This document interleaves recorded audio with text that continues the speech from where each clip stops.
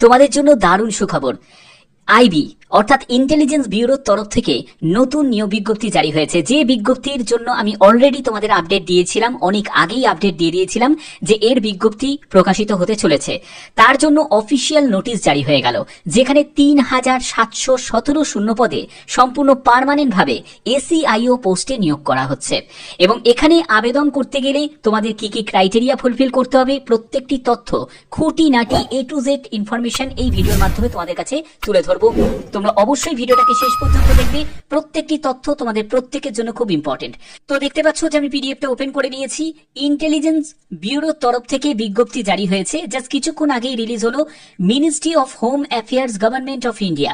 কোন পোস্টে? সেটা হলো assistant central intelligence officer grade 2, অর্থাৎ তোমাদের এসিআইও পোস্টের জন্য বিজ্ঞপ্তি অবশেষে জারি হয়ে গেল।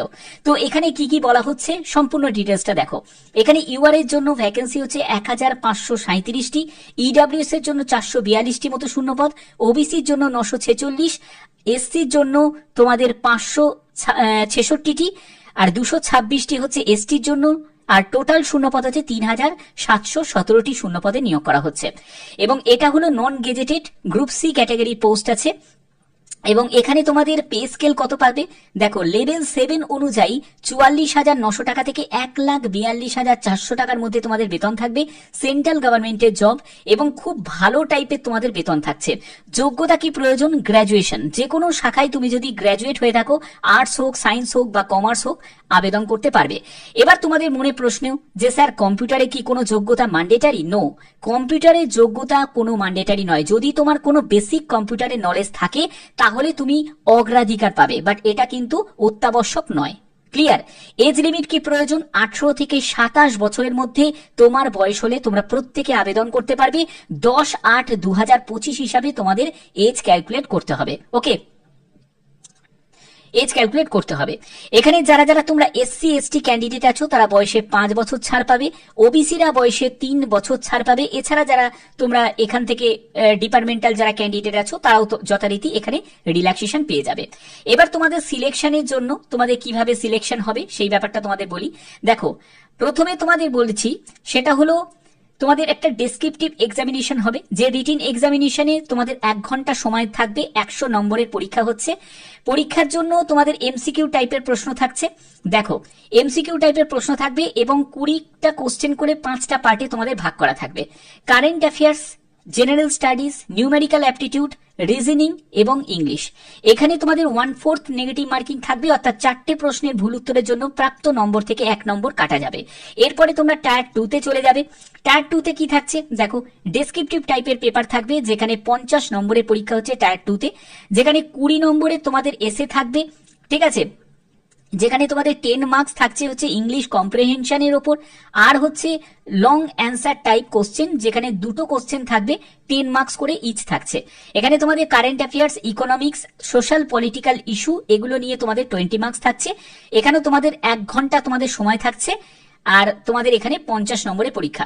তো টোটাল তোমাদের 150 মার্কসের তোমাদের এখানে রিটিন এক্সামটা হচ্ছে।